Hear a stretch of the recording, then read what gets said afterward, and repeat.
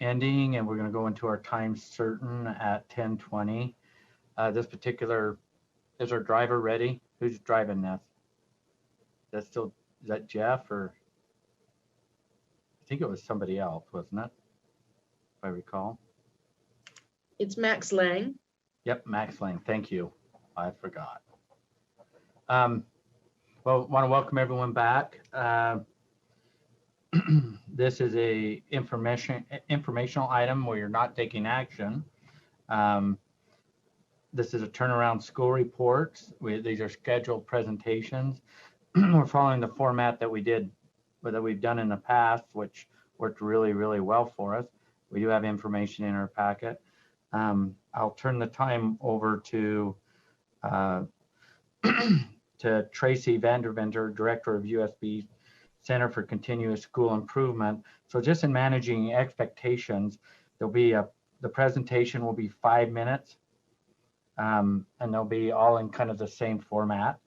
And then we'll have 10 minutes for board member questions. We don't give directions, but we certainly ask questions, and we'll have that time as long as the time allows, and then we'll end.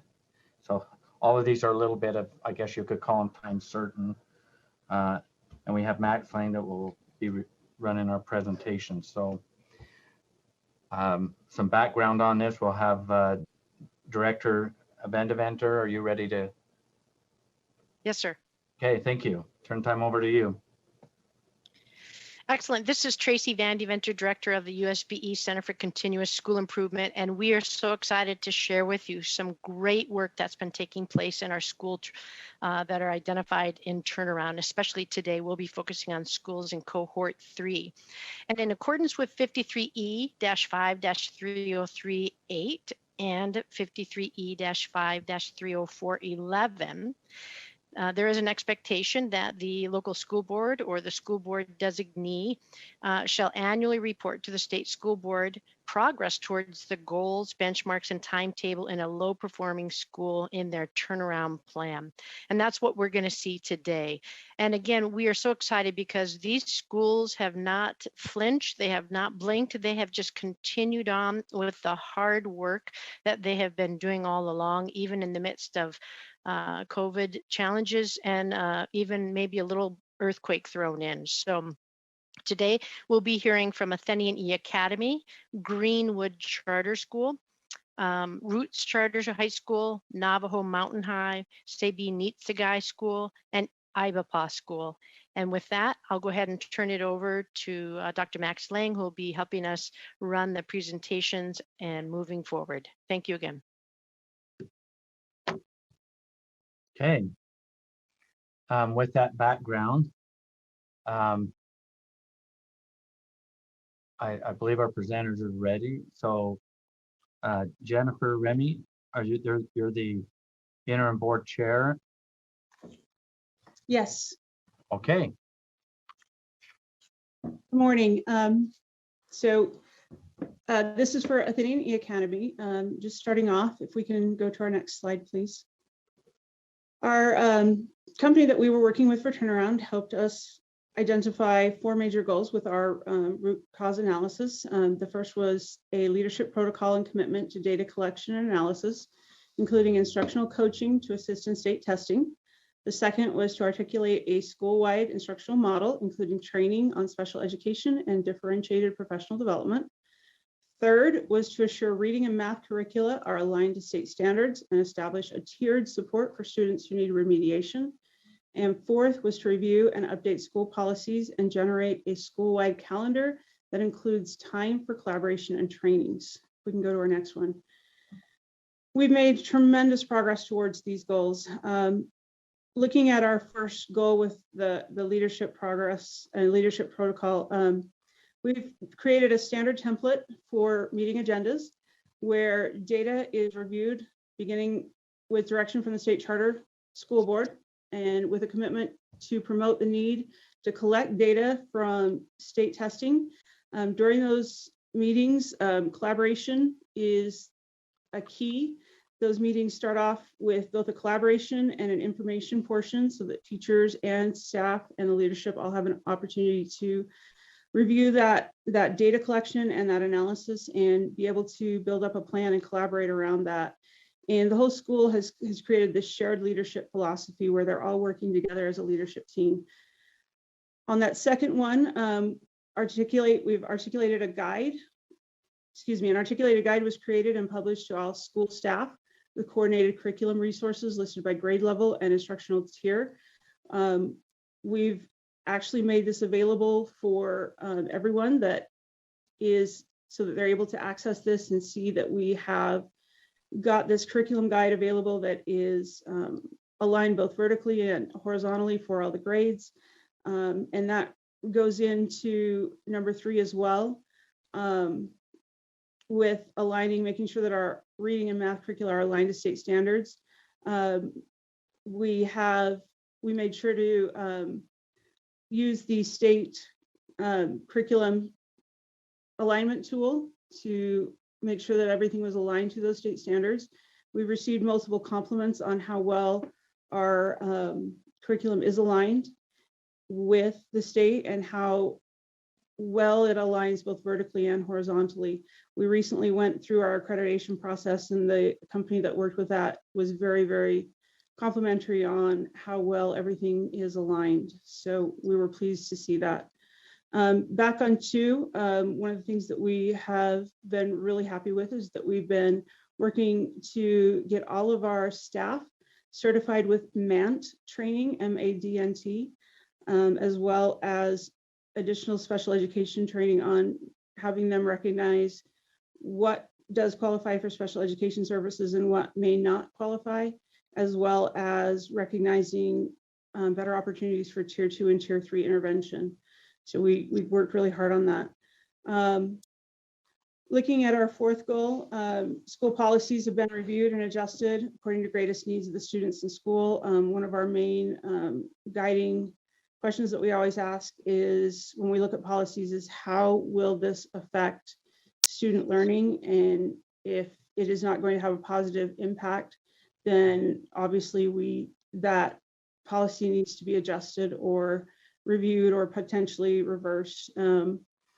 So the greatest needs for the students in the schools always come first. We worked on a school-wide calendar that is approved for the past years with future commitments, fostering school-wide collaboration with all staff and quarterly trainings. That is also a focus of the board.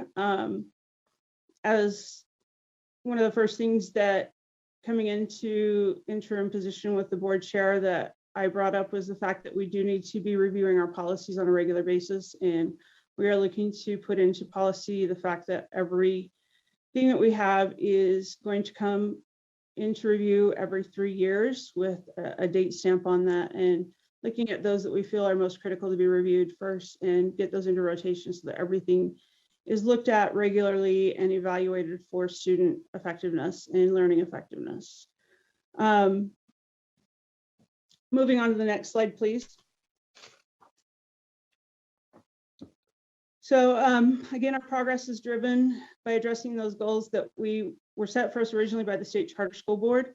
Those goals, as well as our student improvement plan goals, were shared with everyone in our school staff. And we sought to really galvanize and bring everyone on board, both our staff, our students, and our parents, to make the needs and direction of the school transparent and meaningful. Our philosophy was to really focus on that shared leadership, collaboration, and especially on our social-emotional learning for our students. We worked to make sure that our students feel safe, comfortable, and cared for when they come to school. We've made sure to make that our staff all feels that they also are in an environment where their needs are being met, and that they also feel welcome, and that they feel like they have a work environment that they can flourish in, and that their ideas are welcome, and that discussion can take place. Our goals were ranked in order to establish greatest need according to student impact. And then one of the other things that we felt very strongly about was making sure that specific assignments were given to leaders so that those goals could have ownership. and that those reporting on those goals occurred twice a month. And then new procedures are helping to ensure that once a goal was met, progress was maintained. There are monthly staff meetings that occur where these goals are continually monitored and progress is being reported.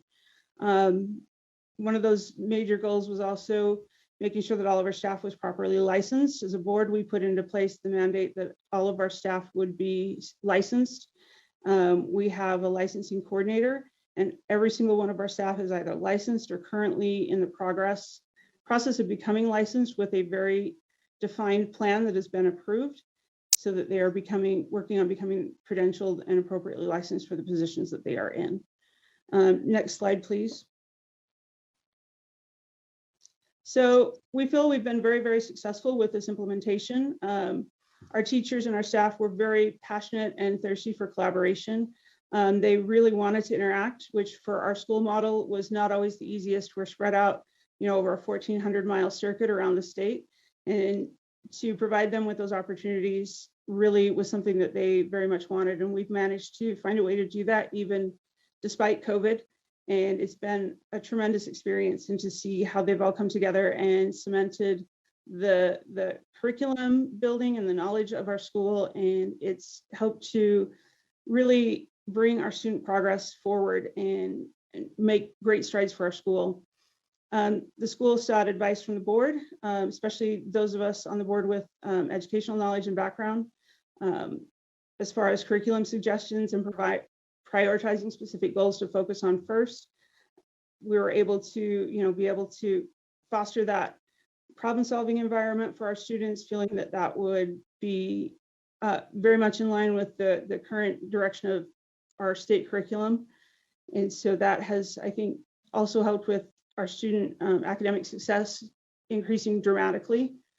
And then the culture of the whole organization has changed. Our leaders have dedicated the time to work with each other, address student needs, and our school data was reviewed, and discussions are held to unify efforts to set smaller goals to reach larger targets. And we see that on a regular basis. And then if we can go to our last slide, please. The challenges, of course, there have been challenges, and I think everyone has faced the challenge of COVID this year. Definitely less access for person-to-patient training, and yet we have managed to hold monthly in-person meetings with all of our staff. It's more difficult, obviously, to get to the schools, but we've made that effort to get out there to build that rapport with both the staff and the students so that they recognize the leadership. We also have a difficult demographic. We have a very high special education population. We have a very low socioeconomic students, a very high percentage of socioeconomically depressed students.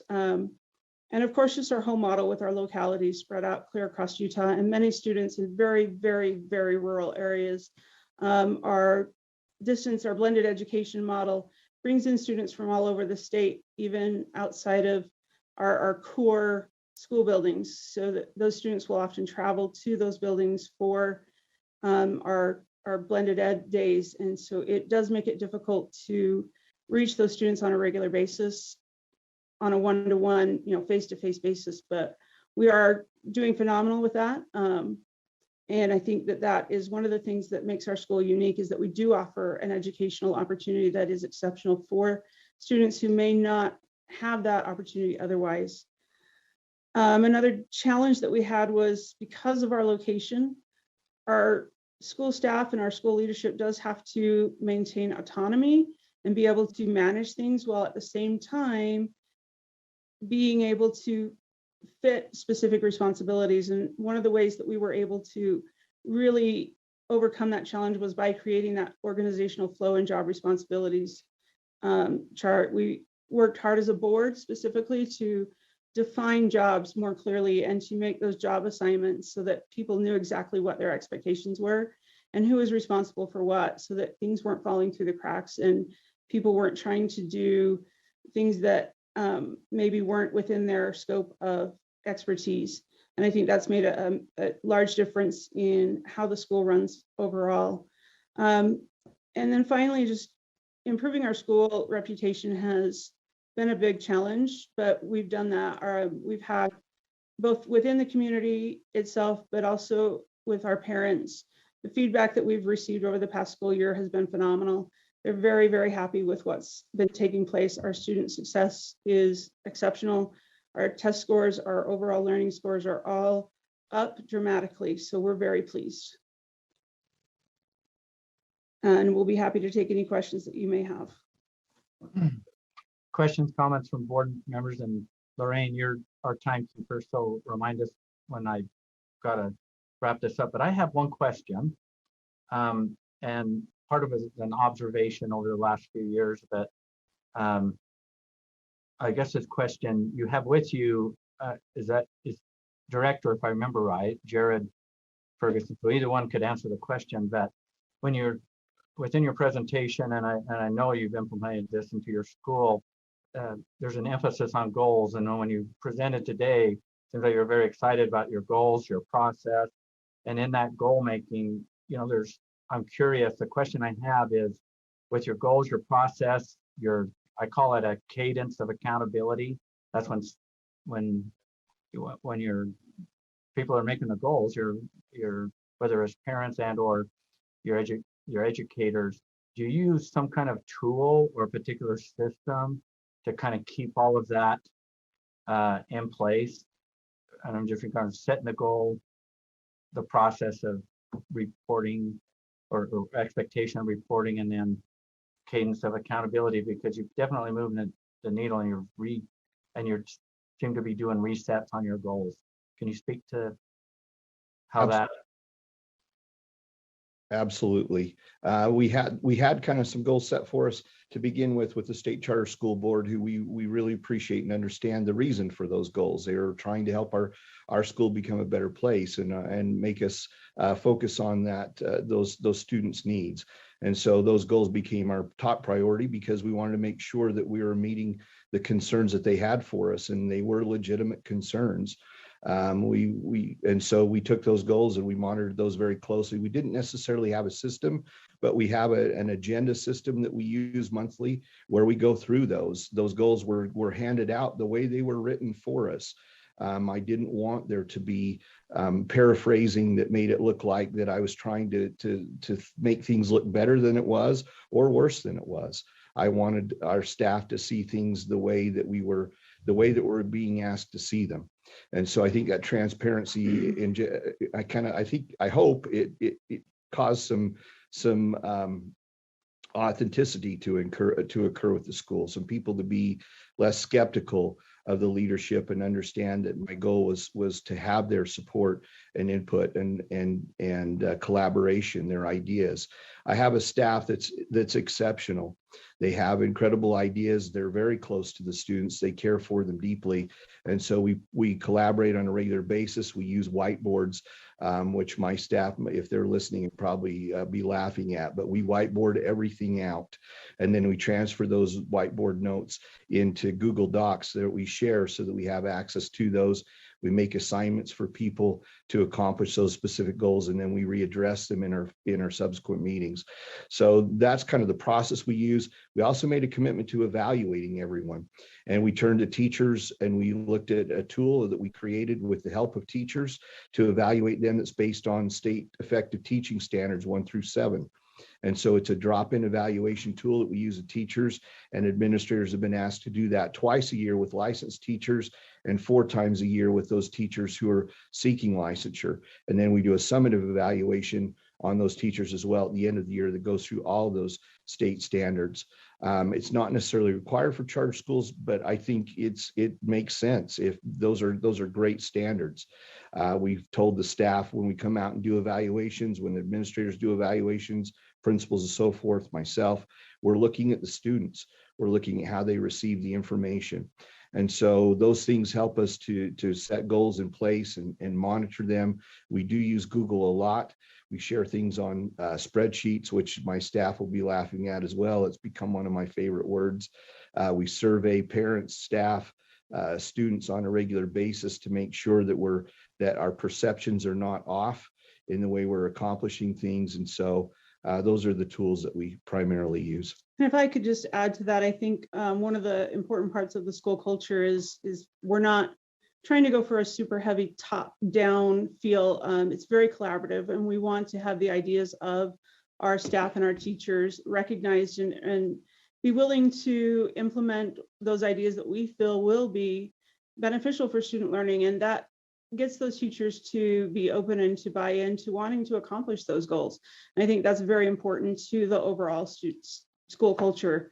So it's kind of a different take perhaps, but recognizing that those teachers are the front line with those students, and they're the ones that deal with them every day, and they have insights that, as you know, the top leadership maybe we don't have, because we're not there in those classrooms on a daily basis. And so it's important to take those into consideration and to really hear what they have to say. Well, thank you. That answered my question. I had member Straight, your hand was up and then down. Do you still have a question? And then we also have member Lear. Member Straight. Everything was answered, but I would add, I really love the growth mindset. The way you talked about the opportunity to make improvement and accepting that challenge, it's very refreshing. But thank you. Thank you. Member Lear. This question was mentioned, I thought, in passing by the board chair, but I also maybe it would be more appropriate for Tracy Vandiver. Sorry, Tracy. And that is, is standardized testing required? Are there certain required results for schools to exit, turn around? Chair. Yeah, Director Lear? Vandiver. Very good, thank you. Tracy Vandiver, Director of the USBE Center for Continuous School Improvement. And yes, our schools that are in turnaround do have an expectation for exit. And without the pandemic thrown in, that is related to end of level assessments. All the growth, or all of the indicators that we use to rank schools are included in that. But in this year, we don't have those end of year assessments because of we're allowing the test, but we have that waiver to not use that for accountability. So we are working on an alternative option for cohort 3 schools to be able to present similar to how cohort 2 schools presented last summer. And we're working on that and working closely with the schools to get ready for that later this summer. Thank you. Really helpful information. If I could just add, we our Acadience mid-year scores, we're actually very, very close to meeting what we had set for our end of year goals. So far our testing scores are looking exceptional. We're very pleased. We're also, we're also a little concerned. We're also nervous because we're worried about, what has happened with the COVID loss potentially of our students. A lot of our students come to us with significant gaps in their education. And so we focused on that growth mindset. We want to make sure the students are growing with us and doing the best they can with what we have. We've also felt like in this COVID environment, we really needed to meet and address the social emotional needs of our students. If we can't get them to school and we can't have them feel comfortable in doing that and trusting us with teaching them what we need them to learn, then we can't move them any direction. And so, because there's been some challenges with that, we've really dug into social emotional learning with resilience programs. And as our board chair, Remy mentioned, we've also utilized MANT for healthy relationship building with students and staff, and de-escalation for our students. And we've really improved discipline issues. We have really very few discipline issues on our campus. We have one other quick question here. I think we've got about a minute left. Our new board member, Stacy Hutchings, do you have a question or comment? Yeah, just quickly. And you actually did start to answer it. And that was my question about without summative testing. Because of COVID, what internal measures are you using to measure the improvement in student learning? You mentioned Acadience. Anything else you want to mention really quick that you're excited to tell us about? Yes, we've used our ACT scores are improving, and we did get those in before COVID last year. They improved last year. They improved this year. What we're seeing too is our students in the past kind of almost had a hopeless sense about their college and college readiness. They didn't see themselves as college material. We've changed that. We moved that mark. The kids all took the test and they took it serious, and we had better results with ACT. We want our students to know they need to try at everything. We also use iReady. And then we purchased a new tool for next year, iExcel, for our high school students, because we don't want to just use ACT and graduation as a metric. We want to test the students and see how they're doing beginning, middle, and end of the year. So I think in some ways, I think it's a very unique model, because I'm a secondary person, spent 22 of my years in districts working with secondary ed. And I don't know that any high school I've ever seen implement a consistent model for testing students with the standard test throughout the year. And that's something we committed to. Okay, thank you. Our time is up. I'm being reminded here. I want to thank Chair Remy, I should say, and Director Ferguson for your report today. And thank you, and for answering the question. Thank you, Chair Huntsman. Appreciate the time. Okay. Next, we have Greenwood Charter School. Presenter will be their board chair, Jamie Nay, and then school director, Tracy Nilsson, I think is in a support role. Chair Nay. Hi, so this is Jamie Nay from Greenwood Charter School. I'm the board chair, and I'm actually going to turn it over to our school director, Tracy Nelson, to do our presentation. Thank you. Good morning. Good morning. If you can just move to the next slide, that'd be great. Okay, so our turnaround plan goals were also based on our needs assessment, and our first priority was that the principal monitors implementation of improvement strategies and makes swift changes to personnel, programs, and methods to keep efforts on track. Our second priority was that professional learning is differentiated based on the needs of instructional staff and student performance data to promote deeper knowledge of the Utah core. Our priority 3 was instructional staff uses effective, differentiated, evidence-based instructional strategies and practices to provide equitable access for all students to the Utah core standards. And the last goal was that principals and teachers have high expectations for students and themselves. Next slide, please. So we've made a lot of progress in these areas. In the first area, we have completed 3 learning cycles. These are goals. These are cycles that we set up for our teachers to complete PL and to grow and learn through and to improve their instructional practices. We completed our ILT walkthroughs. Our ILT is our leadership team. We completed walkthroughs monthly to monitor our implementation of instructional practices. So we were able to really monitor how we were improving on those goals and those things that we had set and asked teachers to do. Our data was collected and analyzed monthly by the ILT in our ILT meetings, and adjustments were made according to each learning cycle. And then I was able to utilize those data points to make swift changes to programs and structures that we needed to make. Our second goal, we have had our, we've again completed our professional learning 2-month cycles. Each cycle resulted in teacher instructional growth based on our walkthrough tool that we used. We had an increase in the way that we used our learning targets and objectives, and the way that kids were talking about what they knew and how they knew it and what they were going to do with it.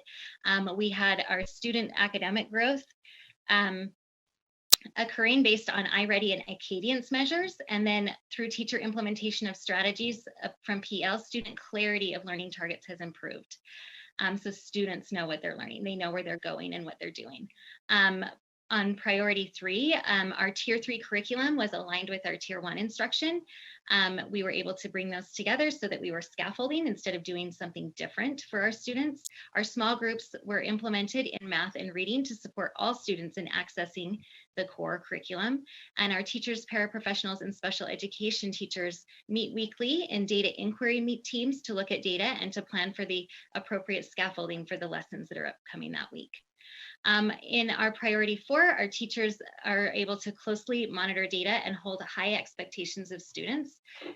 Students are beginning to track their own progress, and feedback is given regularly to students.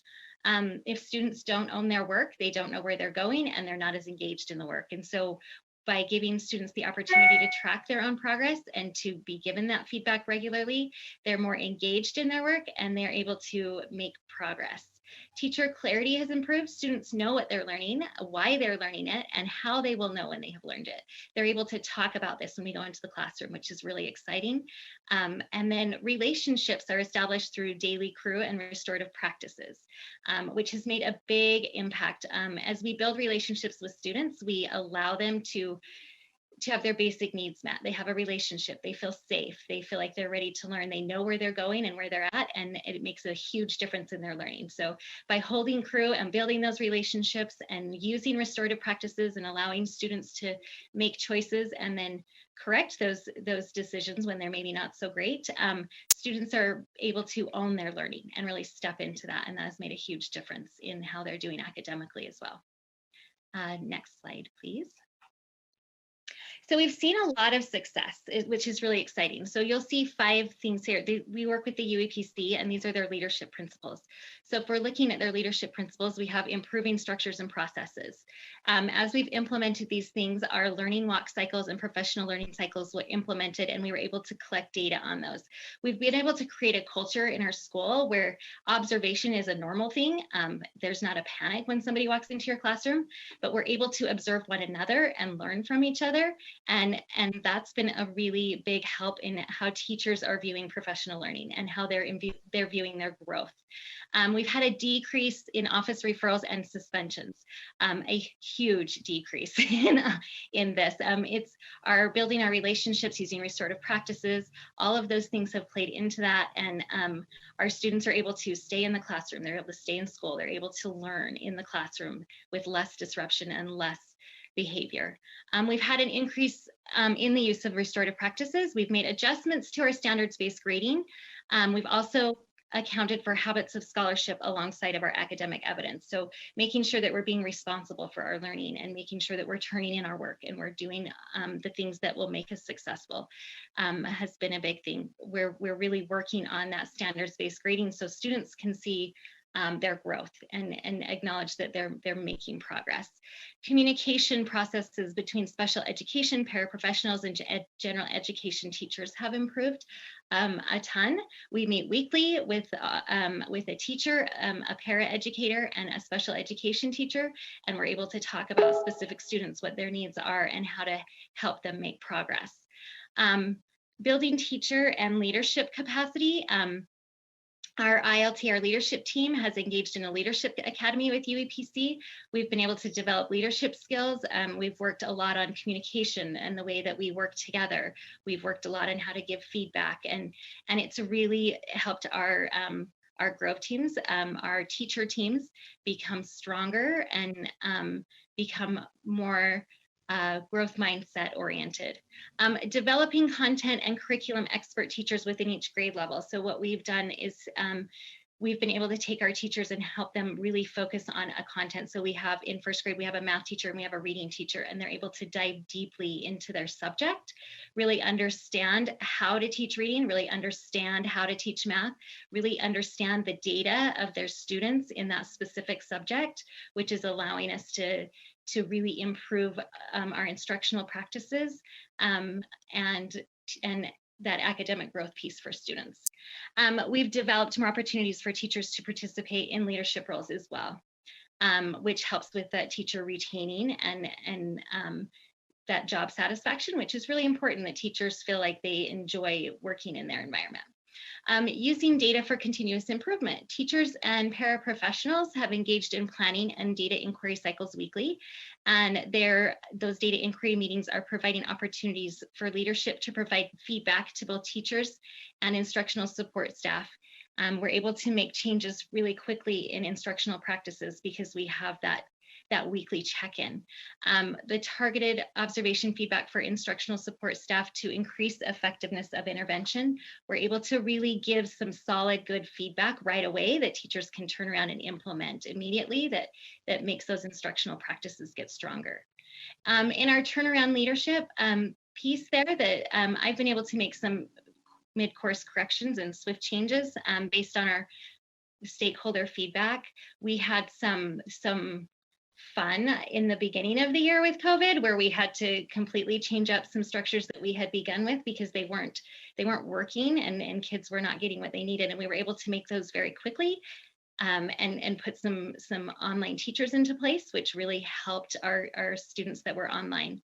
We also have some socioeconomic disadvantages at our school, and so a full day kindergarten program is really important to us and really is helpful. And we had started with 1 full year and then 2 half-day kinders, and we just felt that those kids needed that extra help and support, so we were able to make that change really quickly and have 2 full day kinder programs.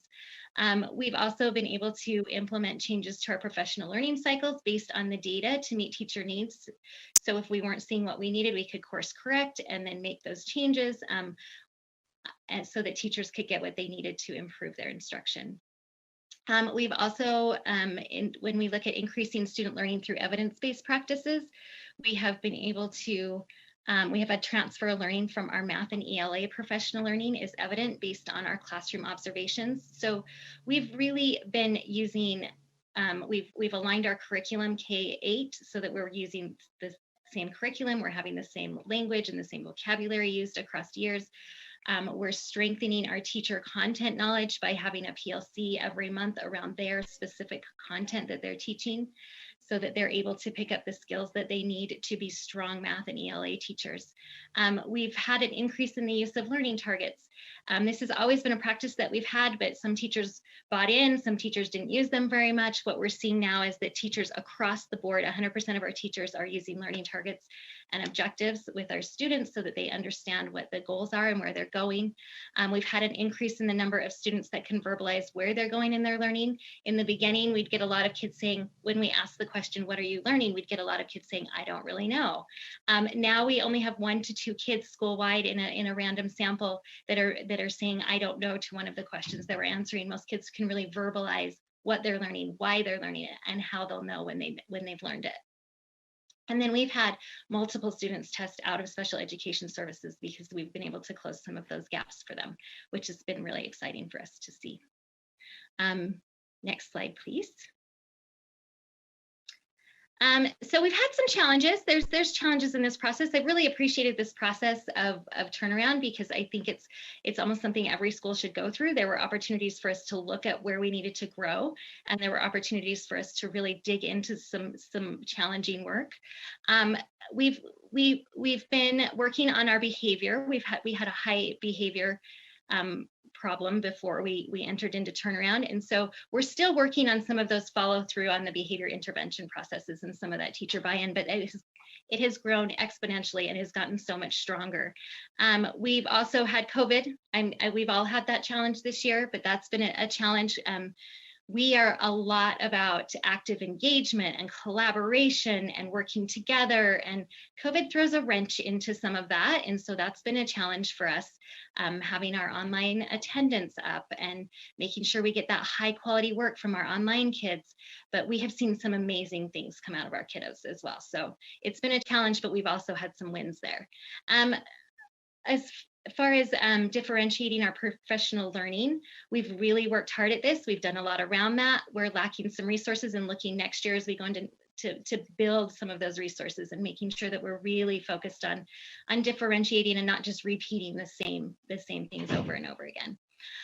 Using data for continuous improvement, we've run into a few snags here as far as systems go. We're really trying to make sure we're using Acadience reading, and we're not quite sure how to dive in to different demographics within a state system. So we're really trying to make sure we can pull those different subgroups that we want to look at. And so we have to make sure that that's uploaded into all of our systems, and that did cause us a little bit of a pause this year. Turnaround leadership, we really are looking at our schedule to make sure that we're allowing for our paras support to be in all of our data inquiry meetings, making sure that we have a really highly trained paraprofessional staff. They're a little bit tricky to keep sometimes. So we want to make sure that we're really training those teachers, aides that are in the classroom with our teachers so that they know how to help students. And then the last thing was just we need to continue to get additional professional learning on our unconscious bias and equity so that when we're looking at those subgroups, we know what we're addressing and what we're doing. So we started some of that training. COVID derailed a little bit of it. It's kind of taken a lot of time this year away from us, but we were still able to do a little bit, but we'd like to continue to work on some of that unconscious bias and equity training. So that's kind of where we're at. There's a lot more to the story, but in a quick nutshell, that's kind of where we're at. And thank you. We've got, I'll allow a couple of minutes here. Board members, any questions? Board member Straight? Yes, I was just interested in your process for evidence-based learning strategies. Is that what teachers do individually, or is that decided by a team of teachers, a group? And do you have any examples of what you've worked on this year in regards to that? Yeah, so our evidence-based learning strategies, what we did was when we dug into curriculum, we really wanted to make sure we were choosing curriculum that aligned with the core, that we were using curriculum that was research-based, that we're using tracking systems that are also research-based, that we're using things that are aligning together so that our focus is there. So we used our ILT team to do some of that, but we also used a lot of teacher feedback. We held meetings with teachers and asked, what are you using? Why are you using it? And then we dug into the core of what we were using to make sure that it was something that was research-based and that was strong.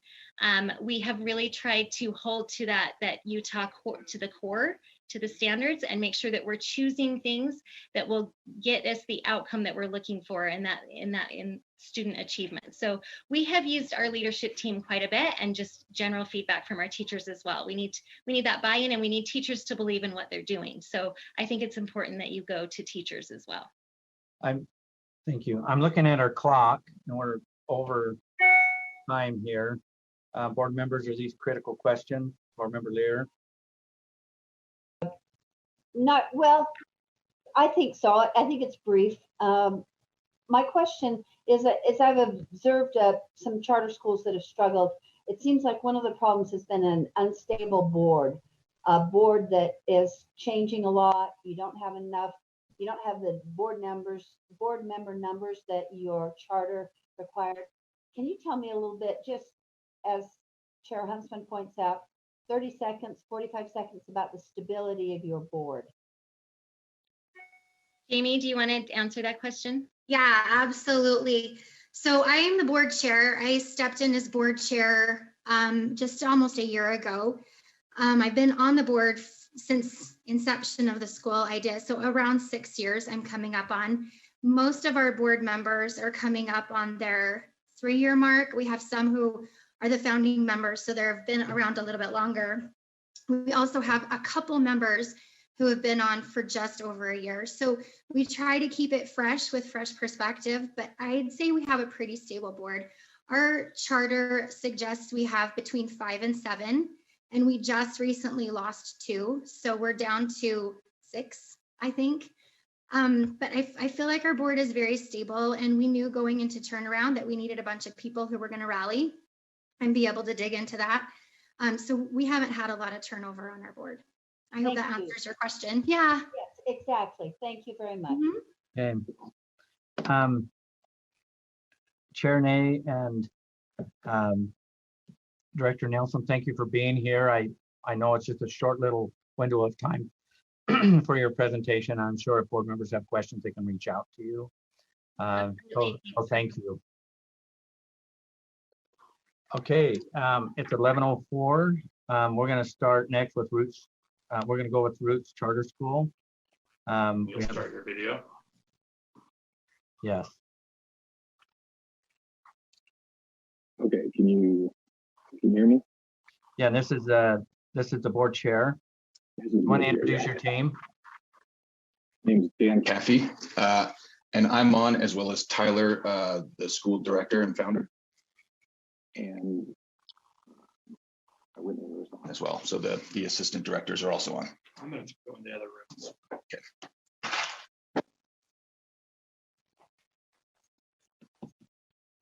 Okay, we're ready for your presentation. Okay. Let's go to the Next slide.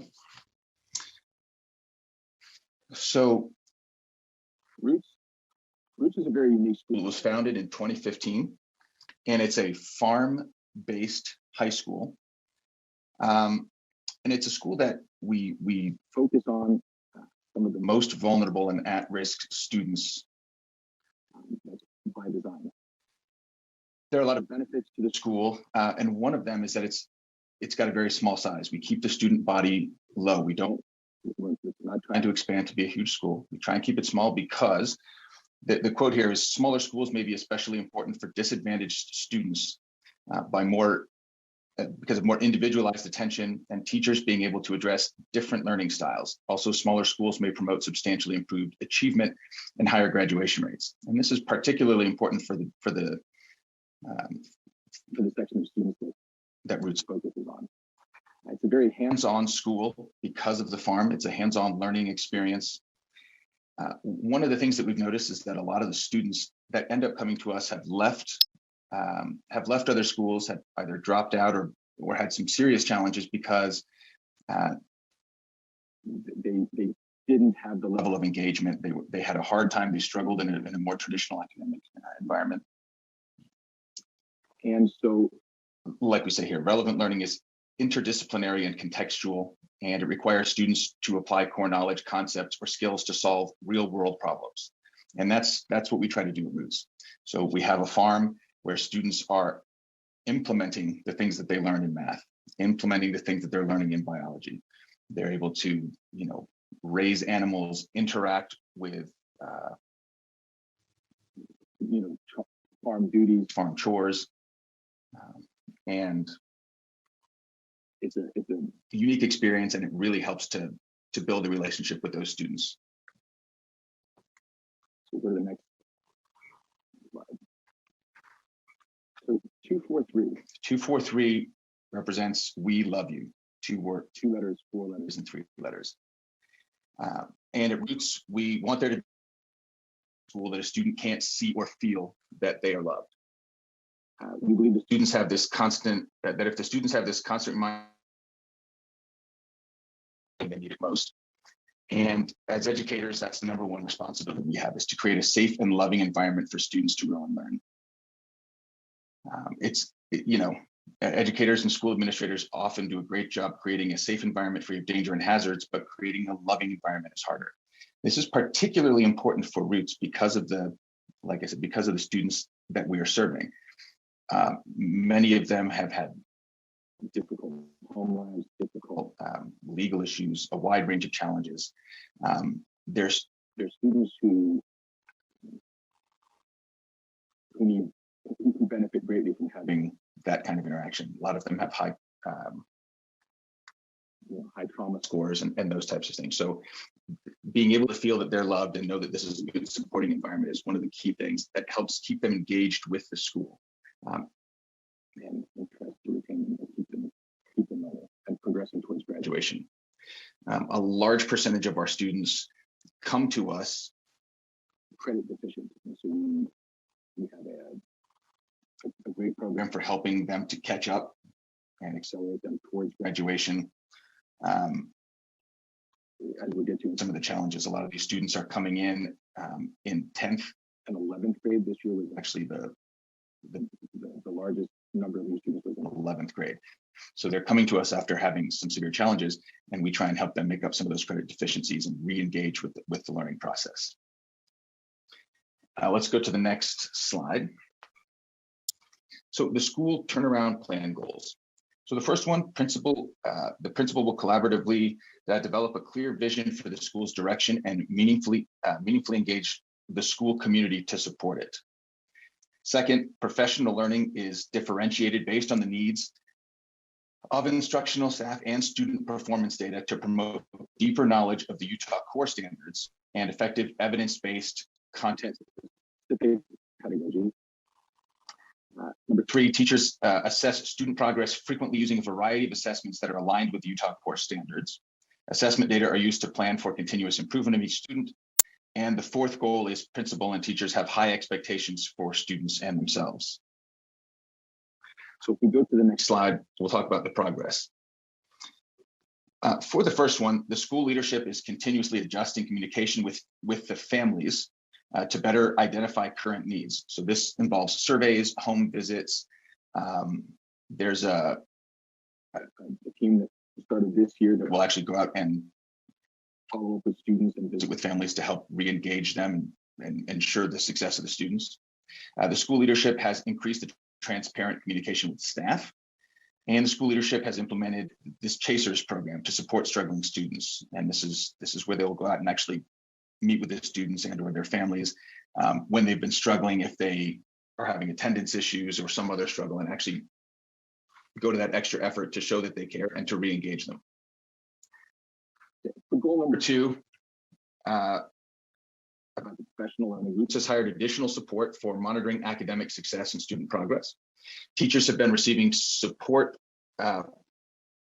in utilization for Canvas, delivering instruction to students, so learning how to better use Canvas in this current environment. And teachers are engaged in professional learning related to student engagement strategies, as well as ways to engage students through the gradual release of responsibility model of delivering instruction. So basically just training and more emphasis on how to engage those students. Okay, priority number 3, along with this, teachers have received individual coaching on implementation of various strategies to increase active student engagement. And that, again, is one of our, has been one of our biggest challenges with this student body is that engagement. So this includes things like station teaching and the gradual release of responsibility, depth of knowledge, and questioning. Teachers have been using daily exit tickets to assess levels of student learning. So this is a way to do constant monitoring of the student progress. So after the class, you have a basic exit ticket, and it's to gauge whether the students grasp in basically in real time, whether they grasp what was being taught in that class on that day. And this enables much more rapid adjustment. You can find out whether there's a problem much earlier by using this constant monitoring. And then the RACE or TRACE writing strategy has been implemented. We'll talk about that a little bit. On the fourth one, school leadership takes deliberate steps to create opportunities that build connections with one another as colleagues and making efforts to boost morale and establish self-care routines. So it's very important for the teachers to understand what's being expected of them. It's a very challenging environment for some of these teachers and staff. And so there's been a focus on giving training to those teachers as well as additional support to make it a better environment for the teachers as well as the students.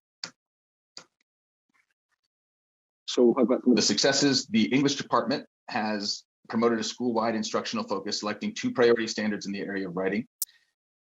School-wide behavior has improved significantly from last year. There is more consistency around the procedures related to student behavior. So that has traditionally been one of the challenges that we face as a school, again, because of student body. And that consistency has really helped create a better and more clear environment for the students and for the staff to know what's expected. Teachers have been using the think, restate, answer, cite, and explain writing strategy in classrooms to create more consistent structures and processes to measure student progress in writing. So that those skills transfer to all the aspects of the school, but it's been very beneficial. Then using data for continuous improvement. So the implementation of the new Chasers program is aimed at supporting students who are falling behind. The Tier 1 pass rate from previous year's data shows graduation growth overall. And that Chasers program is one of the more unique programs here at Roots, but it's been very, very successful for us considering the challenges. The turnaround leadership. So Roots was recognized by the Utah State Charter Board for their outstanding student retention rates. This is particularly notable considering the challenges that we faced over the past 2 school years with COVID. Increasing student learning through evidence-based practices. So the classes are using I can statements and objectives related to the course.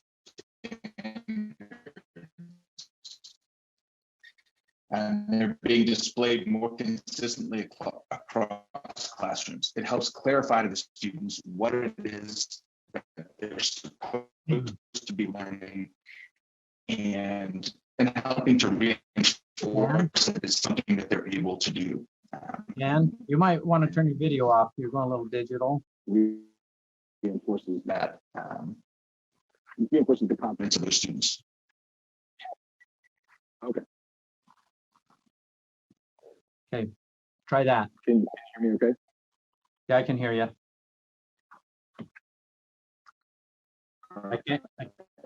I'm not hearing anything. All right.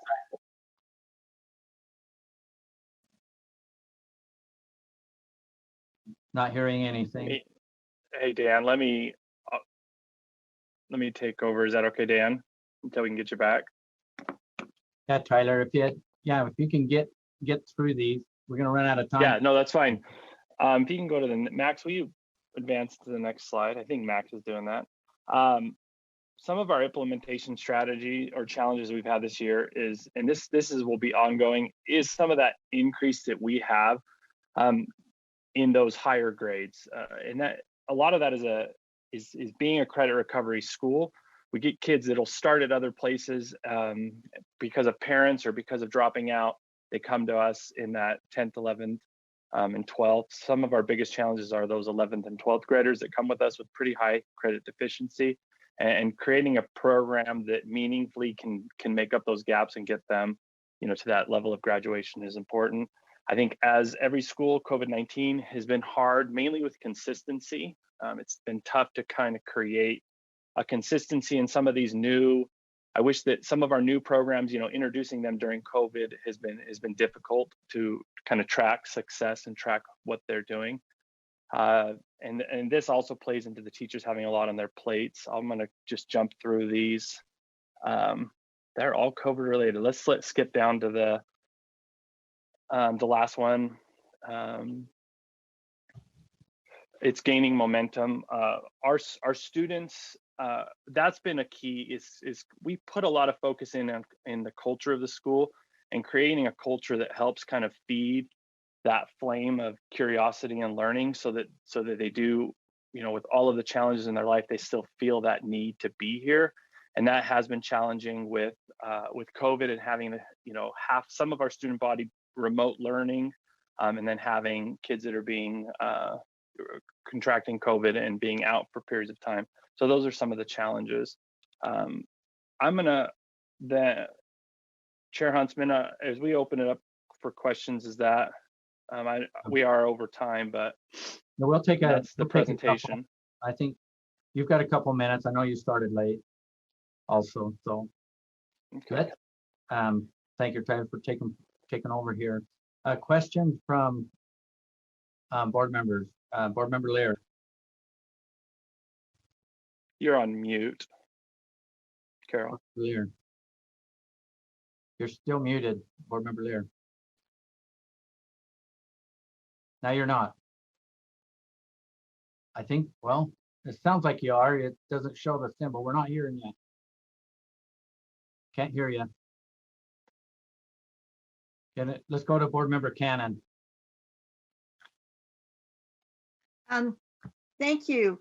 I would just like my fellow board members to know that I've been down to this school and visited.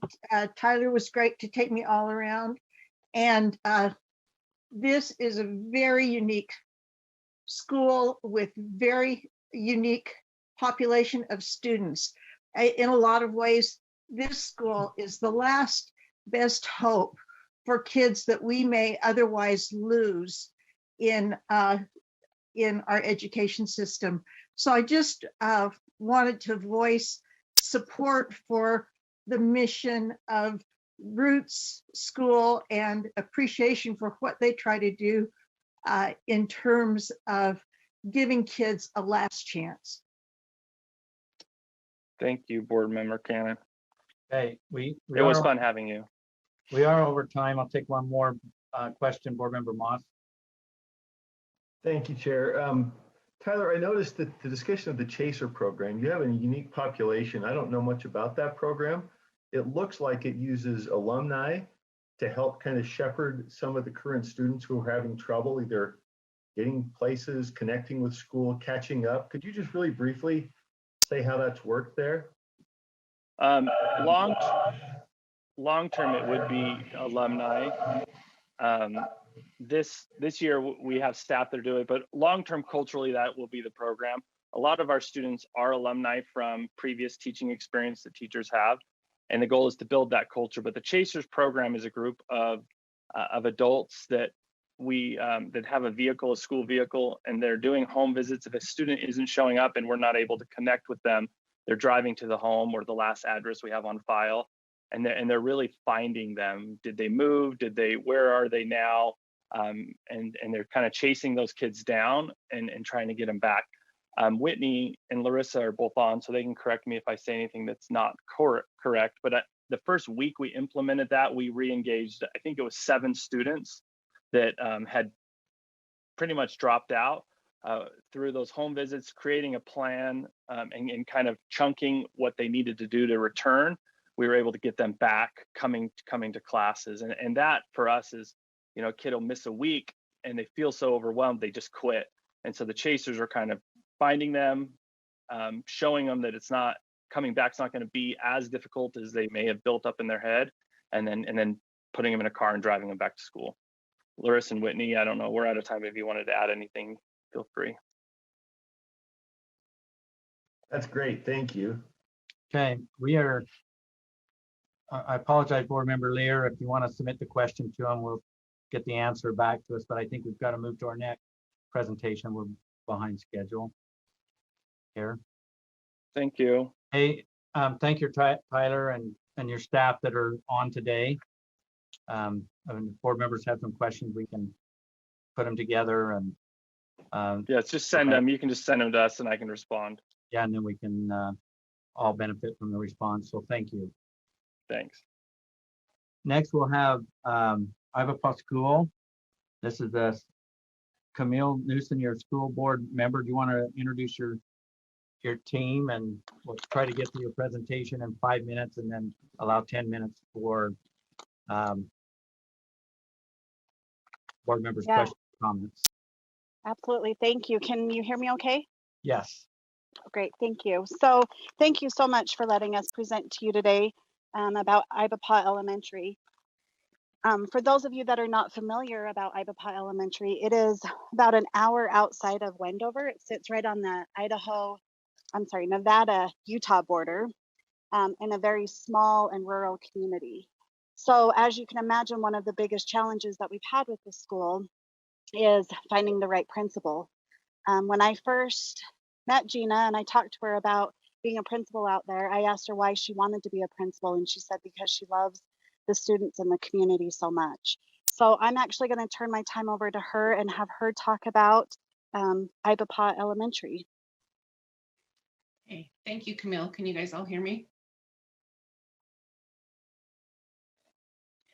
Okay, I'll make this short and sweet since we're on a time crunch, but yeah, it has been a great adventure this year, being able to be a part of this school turnaround, coming out here, being new to the community. I just really have enjoyed my time. Although I'm new to this school, it's not my first year as an administrator, so I think that had some benefit as well.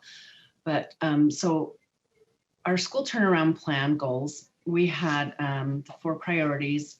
Priority 1, principal regularly analyzes disaggregated data to inform decision-making and allocation of school resources, so time, money, and people, and the use of that to improve our student achievement. And then priority number 2 was instructional staff consistently provides additional evidence-based instruction, intervention, and enhanced learning opportunities as needed to help with the continuous improvement of individual students.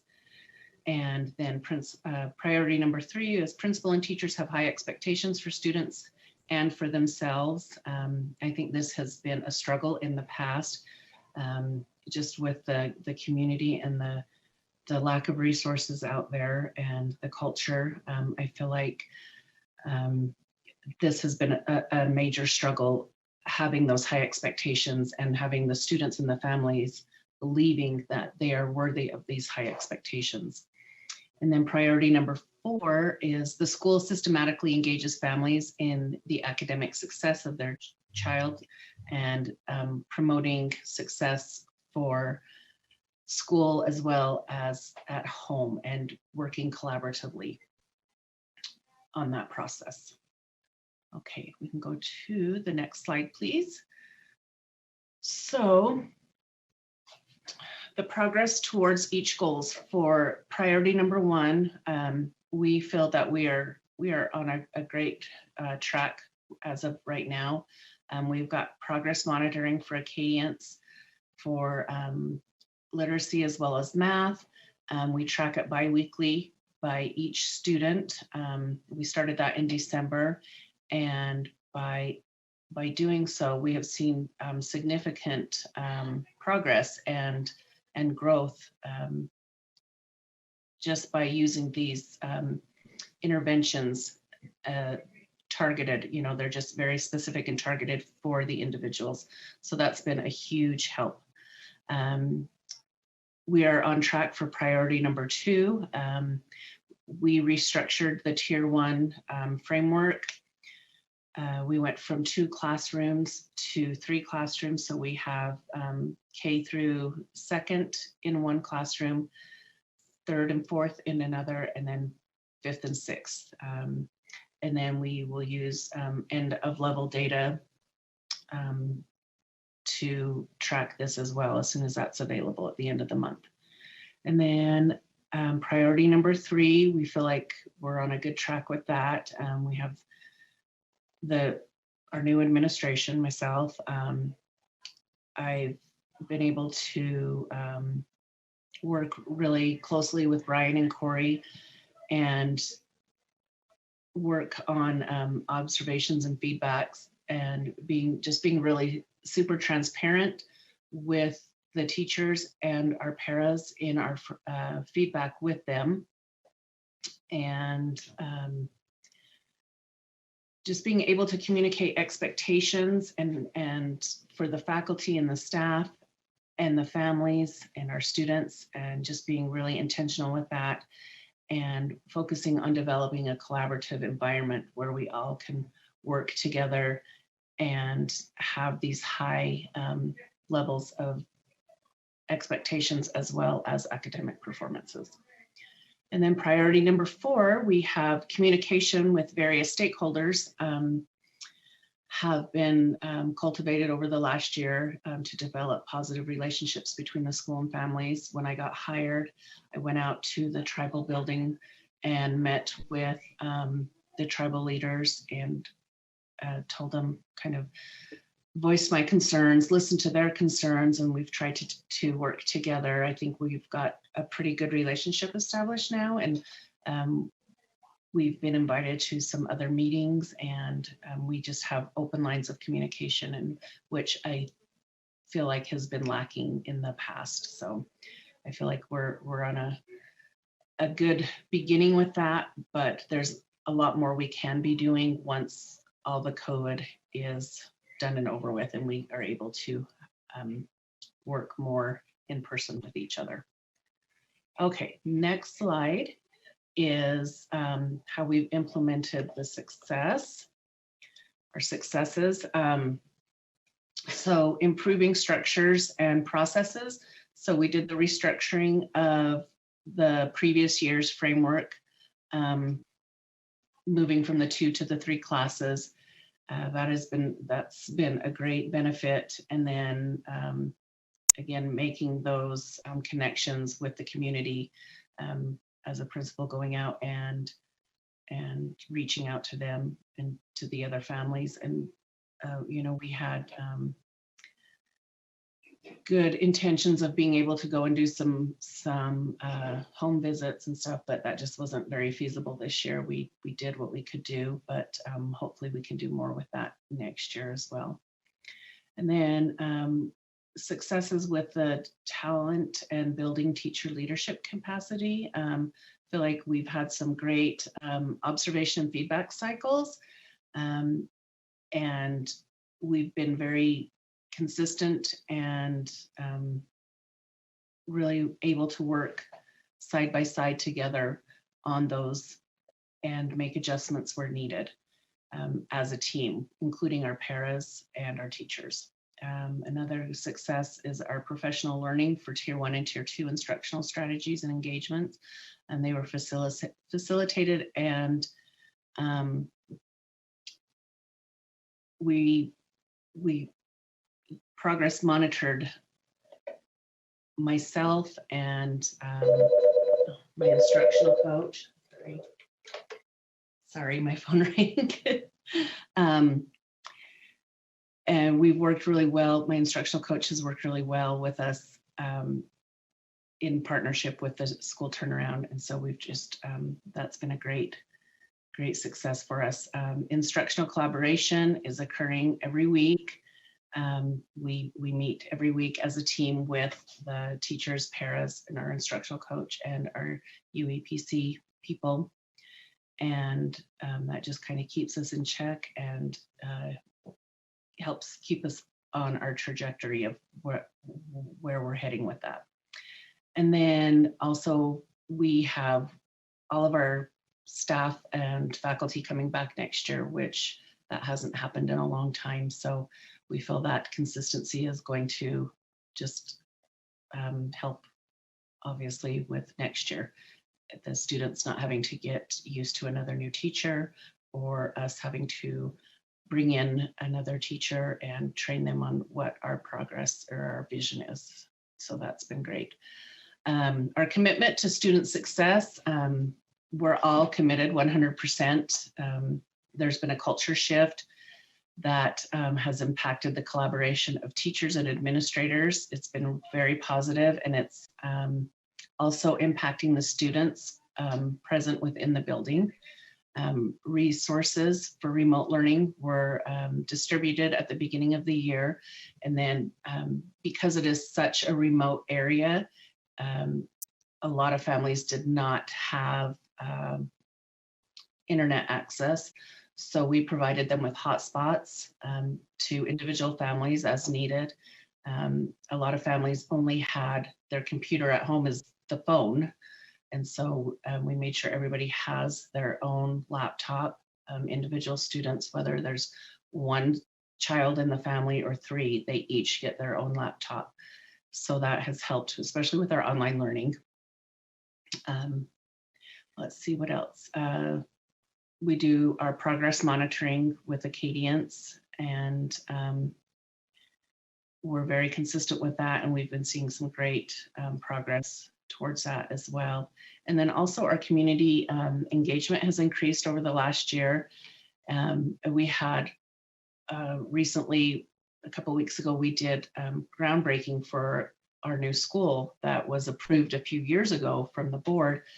The community is super grateful for that. And I mean, I was just honestly blown away by the amount of people that came out from the community to support that and to be part of it. It was really an inspiring, touching time for us, because I just feel like there's been such a lack of communication between the school and the community, that this is something that they all have been wanting for years and years, and for them to come out and show their support, that just gets us all on the same page. So we were very happy about that.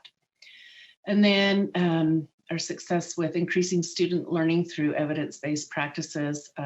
Our data meetings every week, or every other week, excuse me. We did start out every week, but decided it would be better for our data for every 2 weeks due to our 4-day school sessions.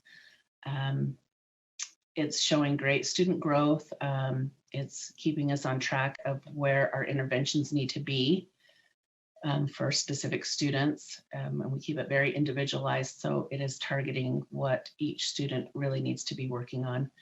And then we have done an on-task evaluation. We do those, or observations, with the teachers, and we go in and we collect data on if their engagement is active, passive, or off task. And then we give immediate feedback to the teachers and show them what percentages were for each of those areas. And we have seen engagement scores increase, active engagement, and what that really looks like. And teachers are really taking responsibility for that.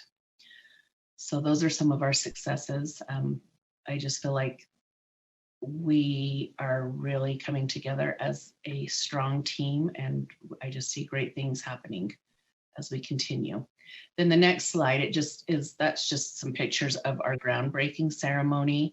And it, you know, not everybody, you can't see everybody in there, but there were a lot of people there. So it was a really fun experience for us all to participate in. And then the next slide, we have implementation challenges. You know, like everyone this year, we've all had some challenges, and you know, we just work through them as they come up. But one of the challenges that IVAPA has had is that they have had 3 different administrators within the last 3 years. So obviously that's going to cause some issues with how things are ran and the consistency of that. So I think that's been a huge challenge that is hopefully, you know, not going to be anymore. I plan on being there for a while, so hopefully that's a moot point for now. COVID, of course, just due to the schools had to shut down a couple of times because it's so small. When someone did get exposed, you know, we had to quarantine and isolate. So there were a few weeks of that. Like I had mentioned earlier, home visits, we haven't been able to do. I went and did a few just on attendance, but not as I would like to do, to be able to go out and meet families. And because it's so spread out, you know, it's hard to see all those families, and we weren't able to do that as I had anticipated in the fall. And then also another challenge has been our students were given the option of returning for a 3-day week with 1 day of virtual learning, or they could go to our online Blue Peak online school. So some families chose to do that, but realized that that was not working out for whatever reason, their family situation. So we did have students coming back after Christmas or after Halloween. And so trying to get those kids in and back up to where the rest of the class has been challenging, but I feel like the teachers have done a really great job with that. And then our virtual learning day on Thursdays, we've just had challenges with that due to the fact that, first of all, we had issues with being able to have access. You know, we had a time frame where we were waiting to get the hotspots, but once we got those in, that has helped. But also it's really hard because they are so far away. And there are at the reservation, at the tribal building, they have doctors and people that come out to provide services on Thursdays. And so that's like right in the middle of our online learning. So that has been a challenge as well. And I've been trying to work with the clinics there to try and see if we could get that day moved to Friday, so we're not having to pull students and families out to go to their health visits. Of course, we want them to be healthy, but you know, it would be nice if they could do it on Fridays when we don't have school. And then, you know, most of all of this goes back to our geographic location. That seems to be a huge challenge for us, but I feel like with the things we've implemented and the changes we've made this year, that I think that challenge is going to be able to shrink more and more each year. So that pretty much is what we have been doing in a very short amount of time to present that, but It's been a great opportunity for me this year. I'm very happy with the progress I've seen just from me coming on in the summer and seeing how far we've come. It's been great. So. Okay, thank you. I don't like looking at the clock because we're out of time. A board member, does somebody have a question that they're just dying to ask? And if not, then again, we'll seek those and then direct them to the school. So I'm not seeing any hands raised. So thank you, Gina, okay. for thank the you. presentation on that. Thank you. Okay. Next we have two schools. So we'll introduce Nelson Yellowman. Are you with us? I gotta change my view to. Yes. Oh, okay. Well, we'll turn. You got two schools back to back here. Let's start with Navajo Mountain, and then you've got some pretty good staff supporting you. So I'll turn the time over to you. We're hoping that we have some opportunity for questions. Okay. Can we get the Navajo Mountain slides up? There you go. Right there. Yate, greetings, my Navajo language. Navajo Mountain is another school that is way out south of southwestern portion of Utah State, pretty close to Arizona state line as well. And it's a great distance to get to from our district office, of round trip of 3 hours one way and 3 hours back to the district office, total of around 6 hour drive to get to that school. So can I get the slide to move, please? And the goals for the priority number 1 monitors and implementation of improvement strategies and makes swift changes to personal programs and methods to keep efforts on track. And number 2, professional learning differentiated based on the needs of instructional staff and students, performance data to promote deeper knowledge of the Utah core. Number 3, teachers assess student progress frequently using a variety of assessments that are aligned with Utah core standards. Assessments data are used to plan for continuous improvements for each student. Principals and teachers have high expectations for students and themselves. Next slide, please. As for progress and milestones, on track on the number 1, observation protocols, professional learning around formative assessments, and some implementation data has been collected. Number 2, we're on track. Professional learning was a tailored online environment. Student impact results are not available due to various factors. PLC structures and process was realigned to teacher need and included classroom observation. Feedback each week starting in January. And number 3 is in the process of the beginning. Formative assessment PL was conducted to support online learning with limited implementations. Strategies for reteaching, intervention, and extensions were delayed to focus on Tier 1 online instruction.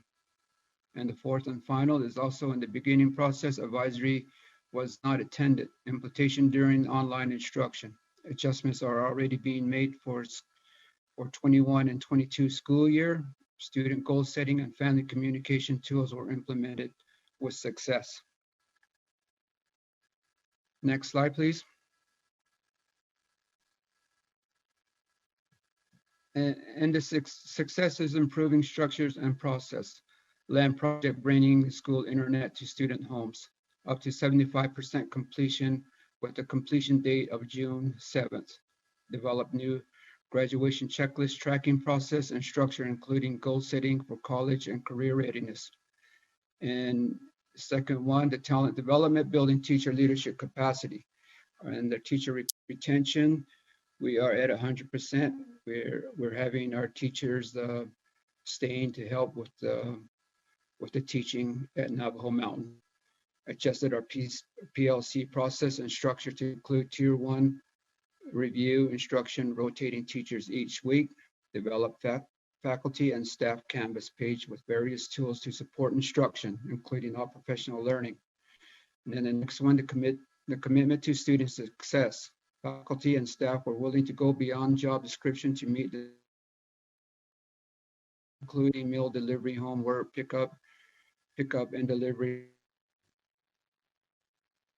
credit recovery, ag testing, PBIS, and many other non-traditional duties, increasing student learning, evidence-based practice, science and language arts modified and implemented to cross-curricular unit 2 by diversity, implementation of blended learning in every classroom, counseling center to offer opportunity students gathering Zoom to engage social with SE part of SEU component of support. Projected graduation rate is at 71%.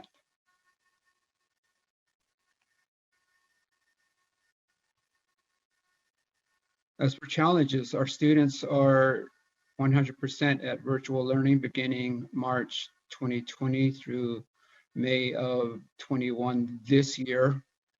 And students access and connectivity issues for online learning, oriented teaching, and students to Canvas, LMS, and online instruction learning in virtual setting. Navajo Nation COVID outbreaks resulted in restrictions for students attending in person. Two-way communications have always been an issue with parents, students, and the community. Some CTE courses, welding shop, and etc. Not conducive to online learning. Resources for faculty, staff, and communities were limited at times during periods of curfew and shutdown. Facility and staff had additional duties during COVID. Remoteness of school, 3 hours from school district office, have to travel through Arizona and come back into Utah to get to Navajo Mountain School.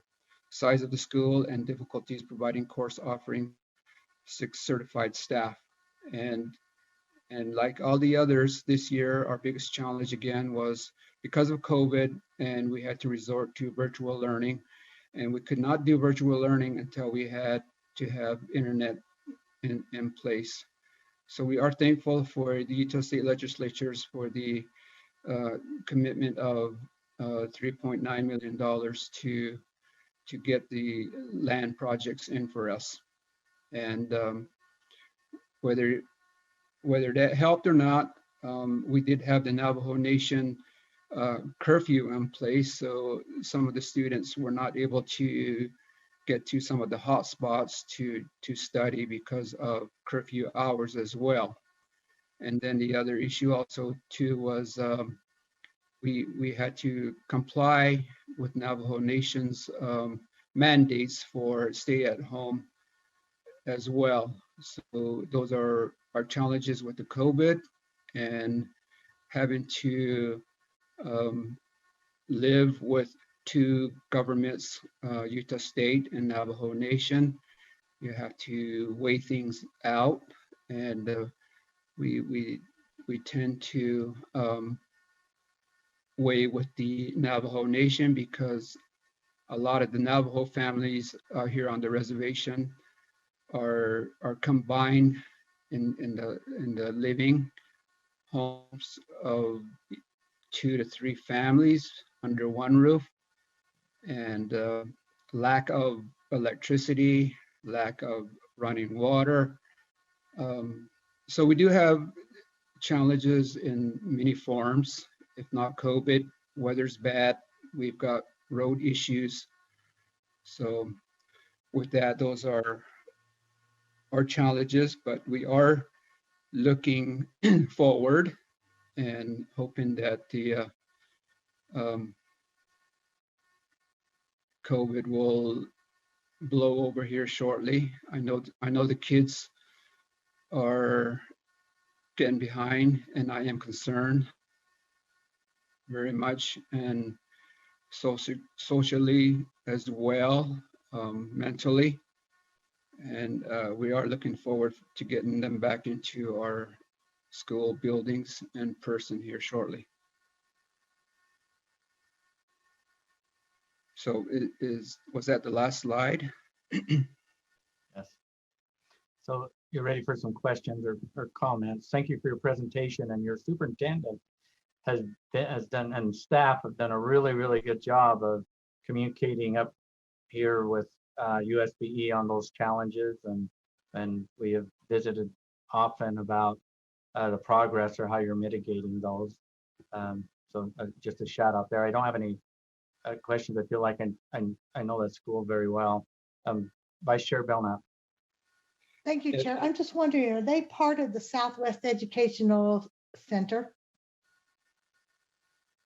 We are actually part of the South. Oh, I said Southwest. I meant Southeast. Okay, thank you. South Service Center. Thank you. For answering. I'm not seeing any other hands raised. Thank you for that presentation. Oh, Board Member Moss. Thank you, Chair. Really briefly, I'm just always amazed at the extra time and effort that staff and teachers are putting in. Did you have money to pay some of these folks who are driving to homes? That's kind of a soft spot for me. I just love it when schools find ways to engage students and parents on their turf. Is there any extra payment available for these folks that are driving across Arizona to make that extra effort? Yes, we do. We do have funding available for that. And we do have Gary, will you introduce yourself? Gary? My name is Gary Rock. I'm the principal here. And I do want to thank Nelson Yellerman for the presentation. We do have funding available to have teachers go out and meet with students at their homes. And that has been part of our success this year, is having teachers actually go out and meet with students and work with them. We even have teachers, our counselor went out today and delivered meals because the paraprofessional that does that has been sick this week. So we do have challenges. On the previous slide, it said that our graduation rate for this year would probably be 70%. One of the previous slides, there it is, yeah. Increasing student learning through evidence. At the very bottom there, it says projected graduation rate is 71%. In addition to being the principal, I am also the credit recovery teacher. I have been working with seniors all week, and it looks like that's going to change from 71% to 100%. So we are seeing some success bringing students to the school to do some credit recovery. We're also reaching out through Zoom meetings. I've worked with 2 students this week where they are actually remote from the school, and we've been doing credit recovery things through Zoom. So we do have extra funding available, and we are getting out to work with our students. Thank you for the question. Follow up? Yeah, follow up. Okay, that's awesome. I love hearing that. Well, I'm just curious, what funding stream was that? Did you have extra federal, state, or community council money? We've been using TSSA funds, and we've also been using school turnaround funds. Awesome, thank you. Superintendent, you had something to add, and our time's up. So you'll be the last. I did have a quick question. Good to see you, Principal Rock, and thank you, Mr. Yellerman. I wondered, when I was there on my visit, which was one of the highlights of the past few years, you had a social worker who would come in, I think, once every 2 weeks. Have you been able to access any additional funds from legislative money that could increase access to school psychologists, social workers, some of the needs that your students might have with mental health expertise? I can't tell you the funding source. Utah Navajo Health System has been sending social workers and also licensed psychologists on a regular basis. Because of COVID and Navajo Nation restrictions, we have not been able to do that for the last, 14 months or so. But just in the last 2 or 3 weeks, the social worker came back to our school, has visited with a couple of students who are in crisis. And we do have that program sort of getting up and running again. Sort of is the key word in that sentence. But we are getting that back going. The licensed psychologist has been visiting with students in crisis over Zoom and things like that, and phone calls as well. So the program is still sort of in place, and we're very much hoping that next fall, all of those things will get back going. And we have used some of our turnaround funds to hire extra tutors who are going out to the homes and working with students to help them. And we haven't had students in the building since March of 2020. So this has been a huge challenge, but we're still trying to keep our students on track. Thanks so much. Thank you. It was good to see you again. Without objection, board members, we're going to cut into the time certain that was at noon. We have one more school. We'll monitor that. We will make sure we'll have a half-hour break for staff and board members to have a lunch before we reconvene. So, board member Yellowman, are you ready for your next school? Yes, I am. Okay, we'll turn the time over to you. Again, Yananate, greetings again. I want to give a shout out to Vandiver, I think, if I'm pronouncing that, correct me, on her Navajo pronunciation of Sebinziskai, meaning Se, Ra, be within. Netziskay is the light color rock shades formations in the area. That's the translation of our school name. So take note on these two models. We'll talk about that here in a little bit. Okay, I'm ready to go to slide number 1. And in the goals of critical practice, principal analyzes and disaggregates the data information to inform decision-making on allocation of school resources, time, people, money to improve student achievements. And number 2, professional learning differentiated based on needs of instructional staff and student performance data promote deeper knowledge of Utah core standards and effectiveness, evidence-based content-specific pedagogy. And number 3, critical practice, instructional staff consistently provides additional evidence-based instruction, intervention, and enhances learning opportunities as needed for continuous improvement for each student. Professional learning for teachers promote implementation of evidence-based parent and family engagement activities. And with that engagement on the first slide that we've seen with the little home scenery of the Hogan, that was one of their projects that they did. So for progress and milestone, priority 1, development of data analysis process and development of data dashboard, development of and implementation of classroom observations schedule. As for number 2, professional learning opportunities provided through a variety of platforms supporting differentiated teacher improvements, including virtual coaching, PLC training, small group and individual support, and online learning options for teachers. Training included teacher clarity, ELL, instructional strategies, and SEED implementation. As for number 3, implementation of data-driven instructions, including analysis intervention, or TI, has been limited because of 100% virtual learning due to COVID. As for 4, home visit, social emotional learning projects, academic parent teacher teams. Next slide.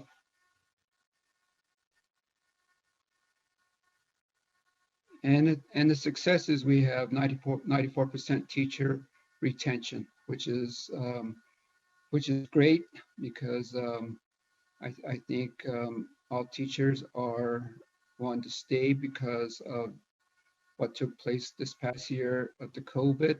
I'm hoping that they want to stay at least another year or so to help us with getting our students caught up and go beyond. Implementation of blended learning in every classroom.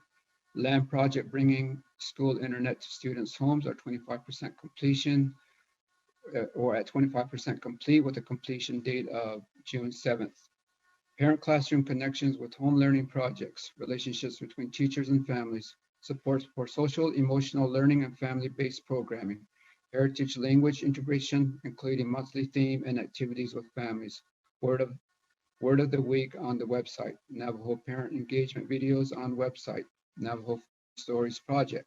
So here's another success to having parents get involved by writing a Navajo family stories, and this will be out in the month of May. So if you have time to purchase one, please do so you can have a better understanding of some of the families' stories that were written here in Sabines Elementary School. Okay, next slide, please.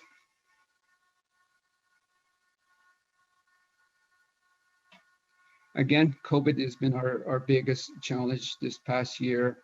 Many families have dealt with the grief and loss of family members, relatives, and virtual learning had gone 100% because of Navajo Nation stay-at-home orders. With the 100% learning virtually, again, we had the lack of internet, so we had resorted to packet learning for many students because, like Navajo Mountain, we are so far distanced from the school district and other places. Transportation distance to the school for families is always a challenge. If you've not been here before, our school sits less than a quarter mile probably from the Arizona state line as well. Students coming and going from areas because of COVID challenges. A lot of students might have left and gone to elsewhere, maybe in person to go to school, or because lacking of internet, maybe because they're grieving family loss. There's many challenges there again with COVID. Narrowing down new initiatives, the SEED standards, computer science standards.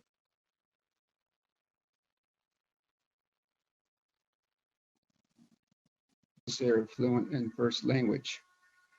Travel necessary to have basic needs met. Again, we are so remote. If one was to go shopping for some clothing, they would have to travel at least 3 hours to get the border town, Flagstaff, Arizona, Farmington, New Mexico. We are a ways from bigger towns to go shopping. We do have a local grocery store. Again, this year's been pretty challenging because of COVID, and stores were closing early, opening late and whatnot. So things are starting to look a little better now. Again, our students were excited to go back in person again. Here not too long ago with Navajo Nation, Council had introduced a legislation and table the legislation for our students returning back to school.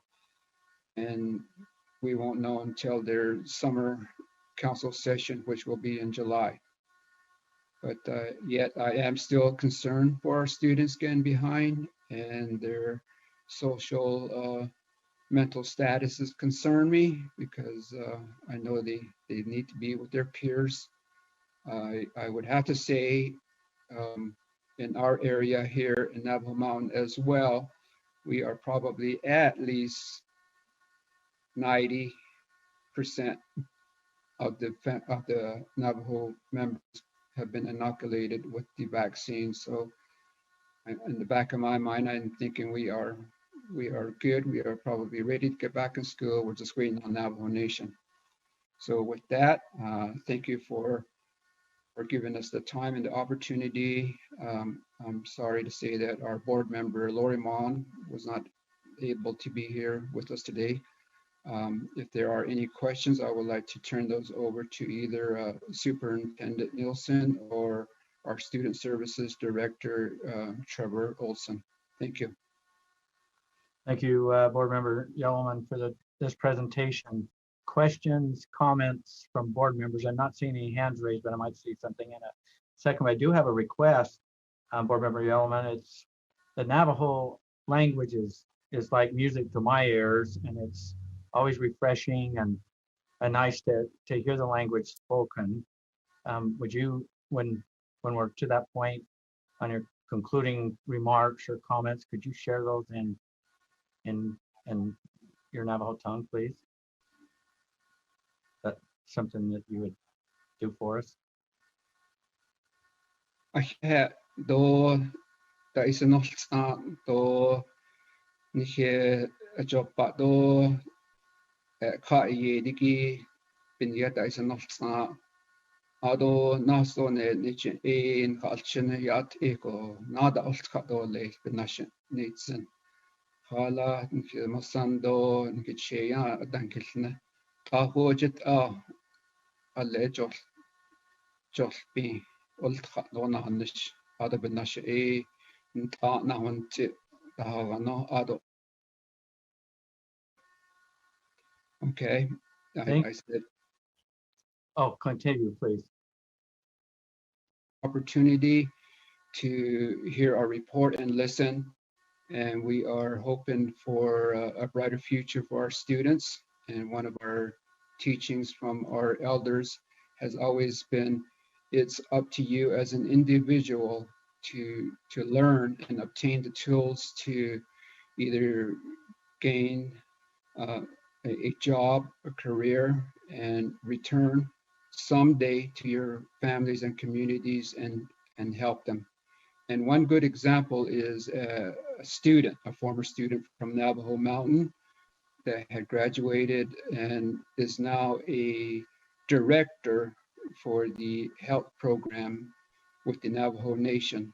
When this pandemic started, our our Navajo Nation President Jonathan Nez had appointed this young lady from Navajo Mountain to be the health director for Navajo Nation.